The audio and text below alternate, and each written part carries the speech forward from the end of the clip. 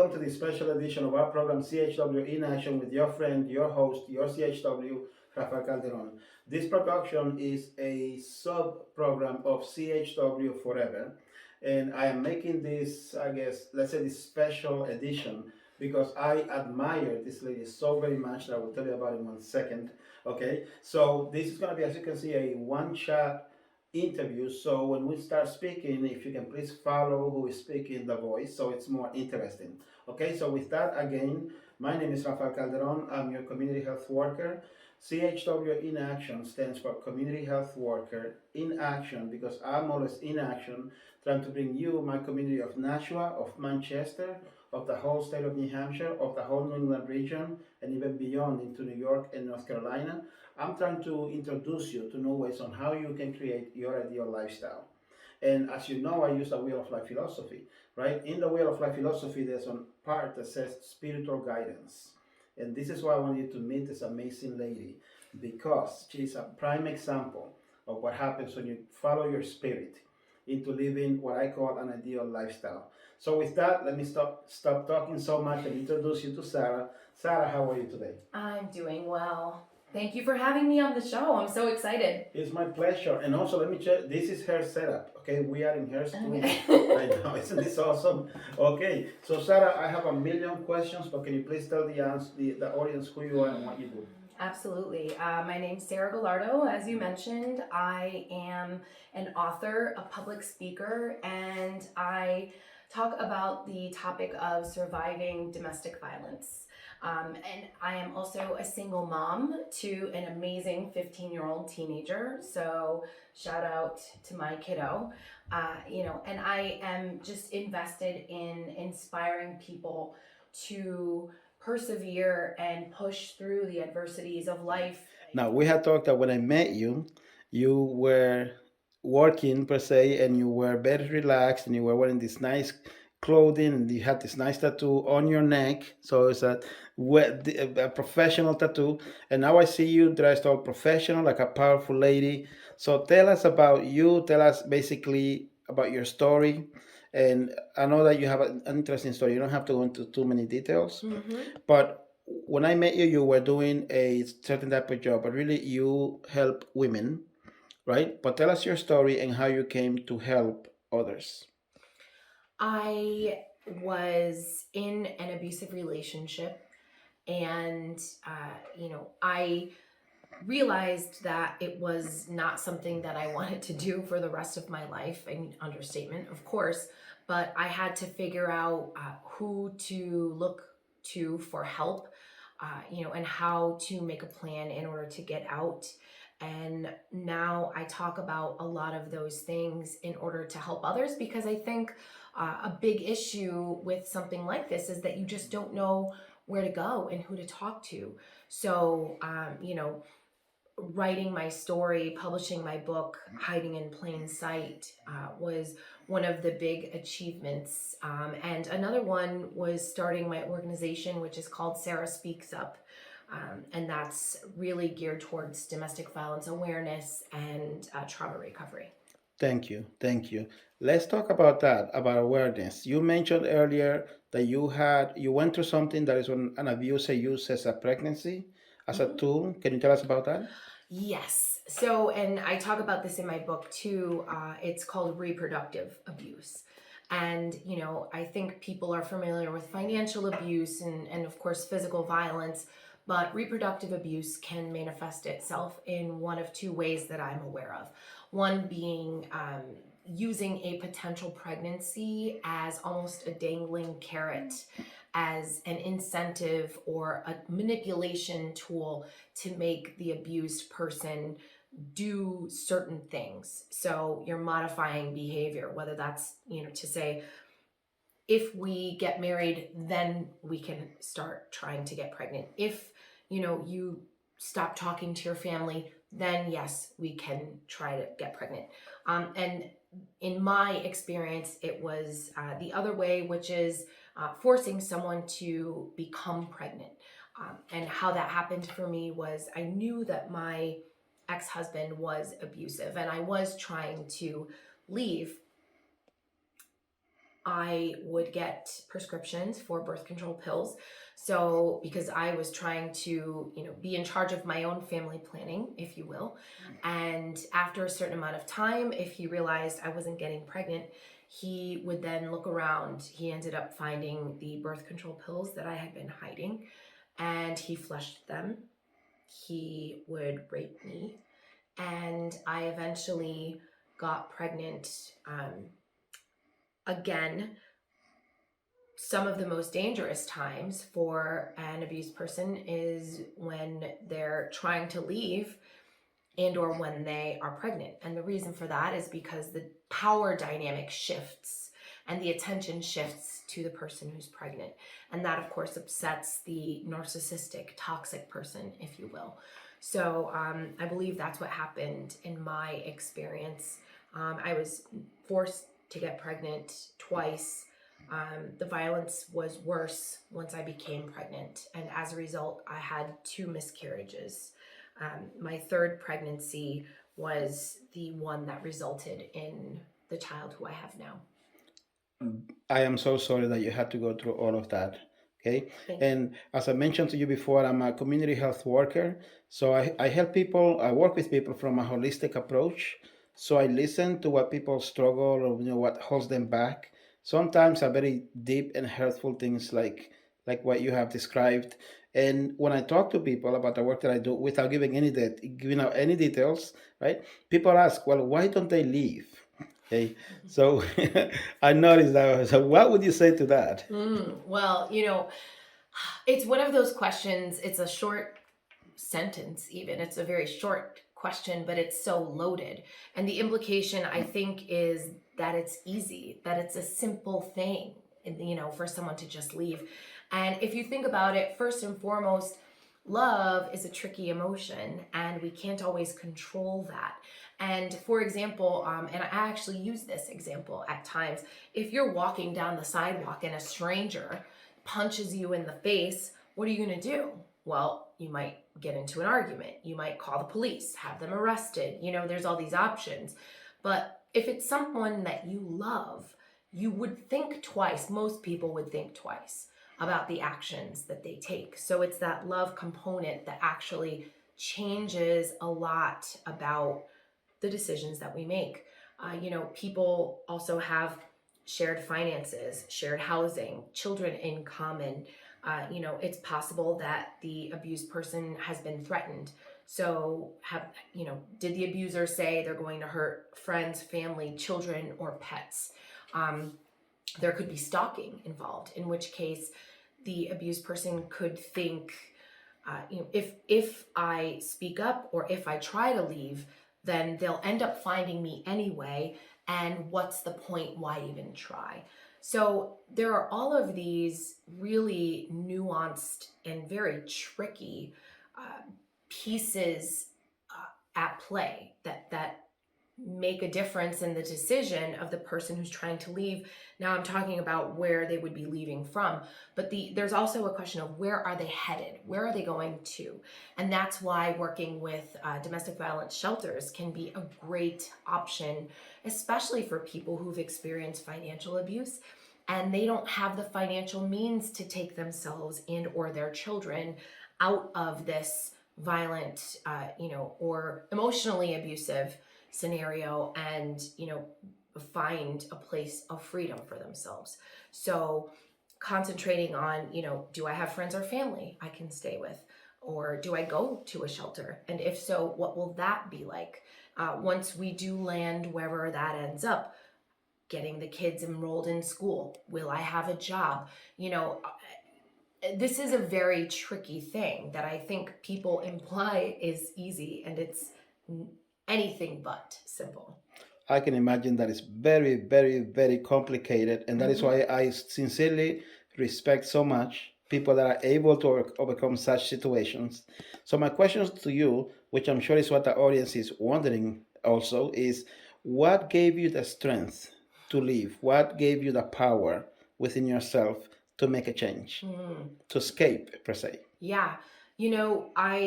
At the time, I really I had experienced this severe abuse at that time for over the span of 10 years.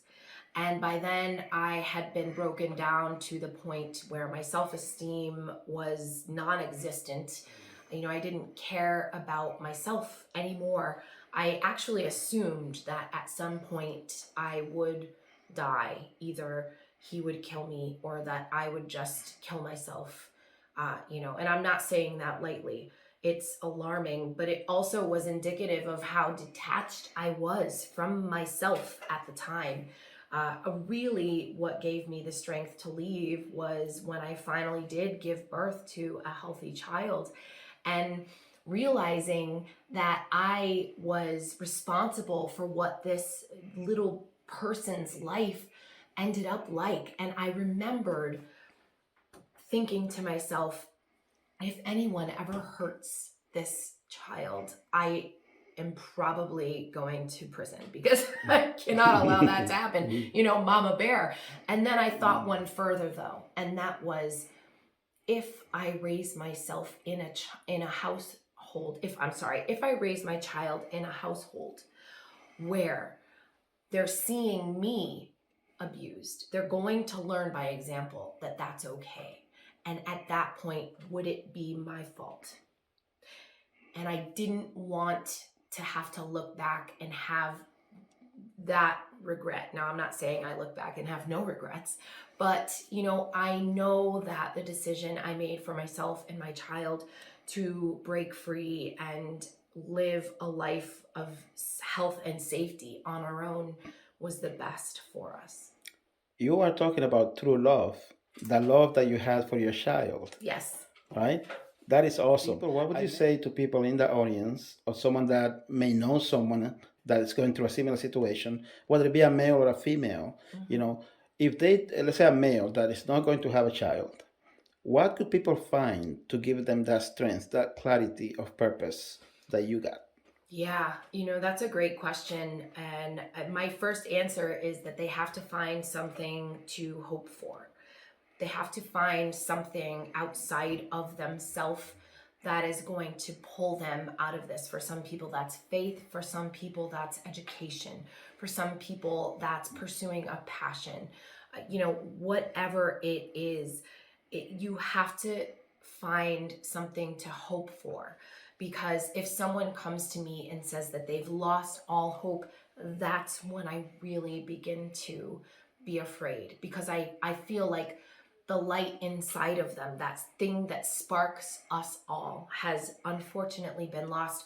And I can hope for everyone, but if they don't have even a sliver of it inside themselves, it's really tricky to superimpose that. So definitely find something to work for. What is your goal? What would you like to pursue? Getting a degree, getting a promotion, starting a new life, and pursuing your passion, whatever that is. Just know that there's always the ability to redesign your life, to reinvent and recreate yourself. That is very, very awesome.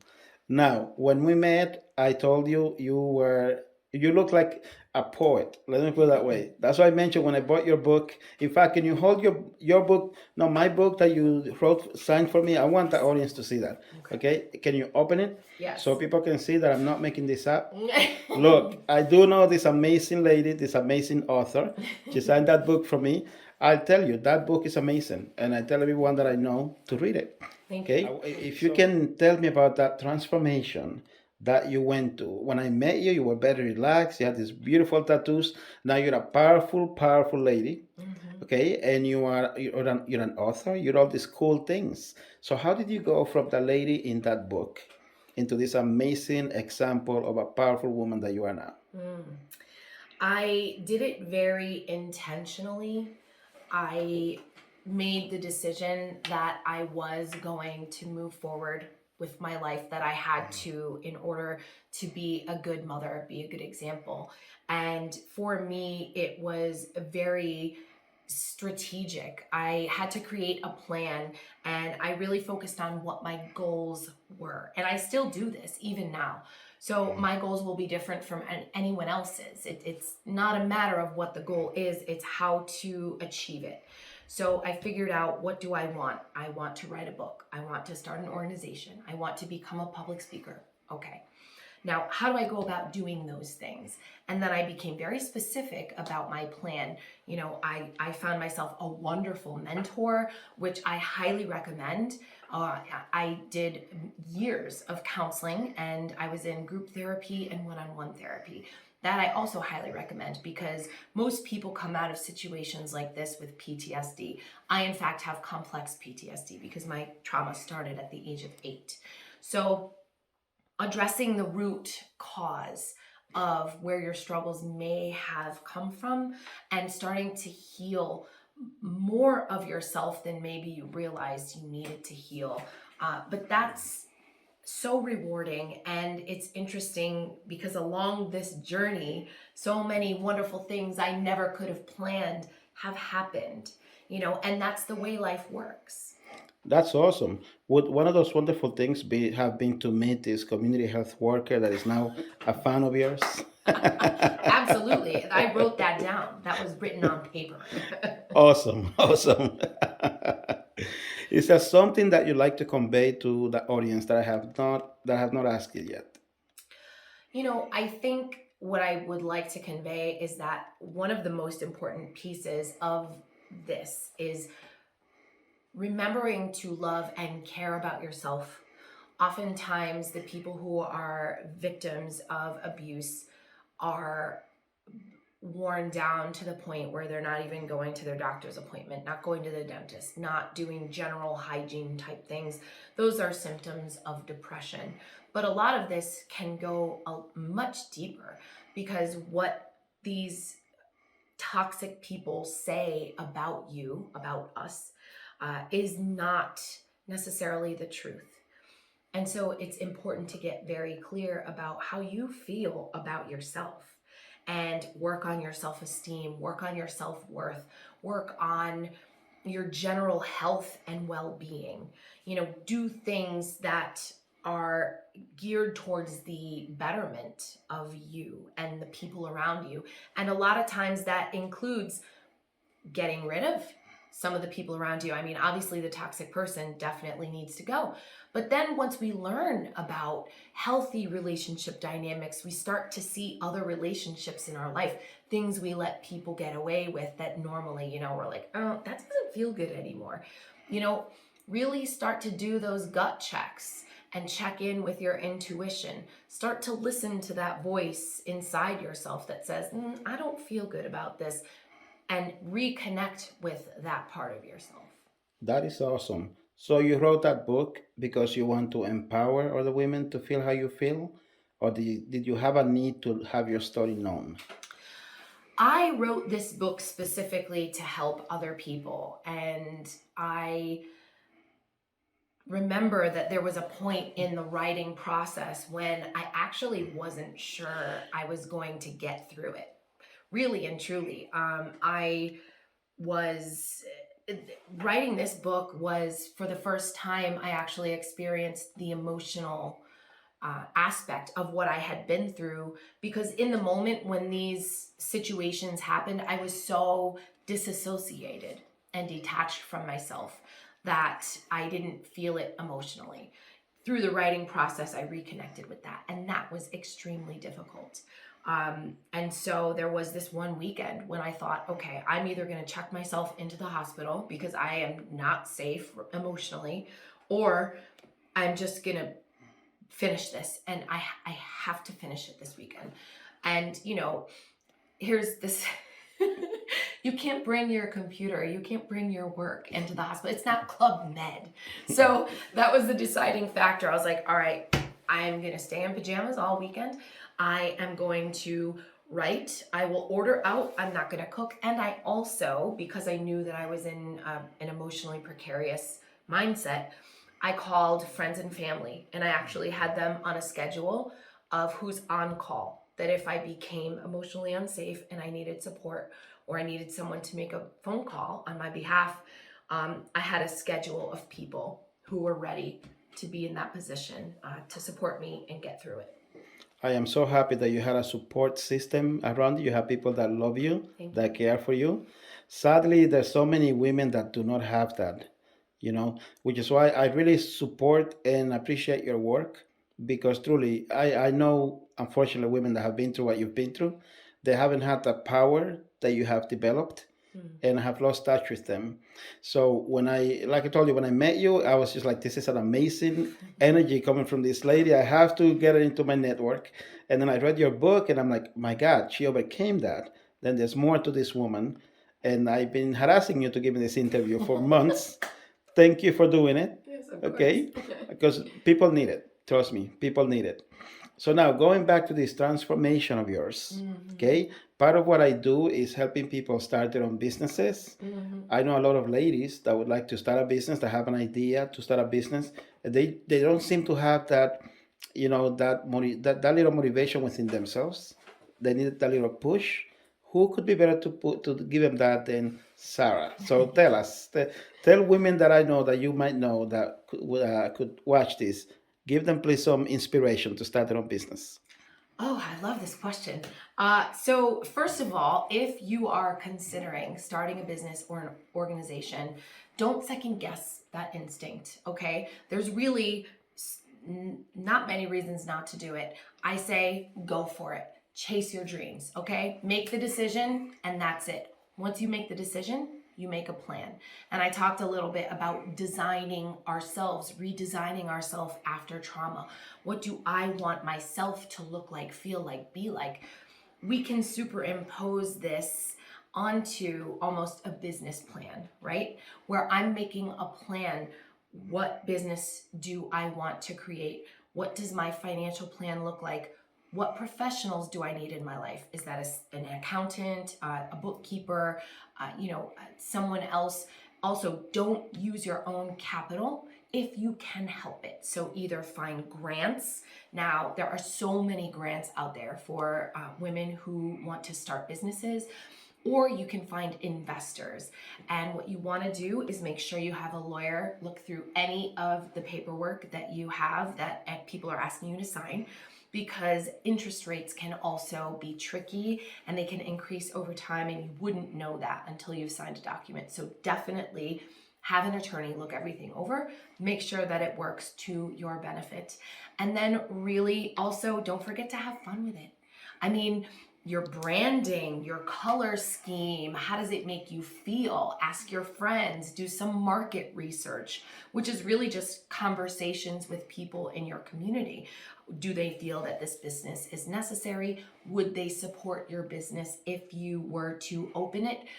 And then follow through. So get that social media page going. You'll always need a website, and really start to make it as real for yourself as possible. Beautiful. Like I told you before, better than I expected. A better answer than I expected. Now, let me throw you a curveball. Ooh. Can you now answer that question in Spanish? Entirely in Spanish? The best you can do. Okay. Si quieres hacer un business, necesites alguien quien va a ayudarte con el chavo, con haciendo todo lo que necesites hacer. Y, ¿cómo se dice esta palabra? Como un coach. Un entrenador de vida. Ok, ¿una qué? Un entrenador. Entrenador, ok. Si encuentras un entrenador.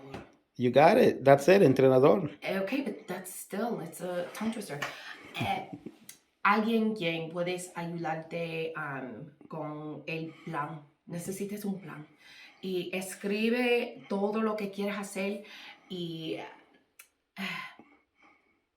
¿cómo se dice? Team. Un equipo. Un equipo. Yeah, I thought so. Un equipo quien quiere hacer la misma cosa contigo. I don't know. That's not as much words. No, that was awesome. Thank you for trying.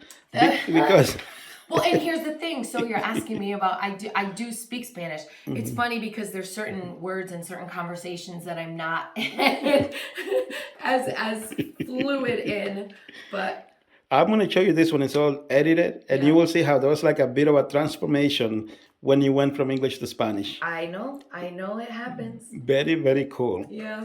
So now we are coming to the end of this awesome interview. Is there any message that you'd like to send to anyone out there who's going through an abusive relationship? And you can look straight into the camera and you can talk to them like they are listening to you attentively. Could be a Yes. man or a woman. Yes. I want you to know that you deserve to be happy. You deserve freedom. You deserve a life free of control and manipulation. You deserve to feel good about yourself. And you deserve to be happy when you're driving home instead of driving home with that pit in the bottom of your stomach. I know what that feels like. And, living every day on eggshells with anxiety and feeling depressed and lethargic with someone who's just telling you all the ways that you're awful and you're not worthy. I want to tell you that you are worthy of happiness.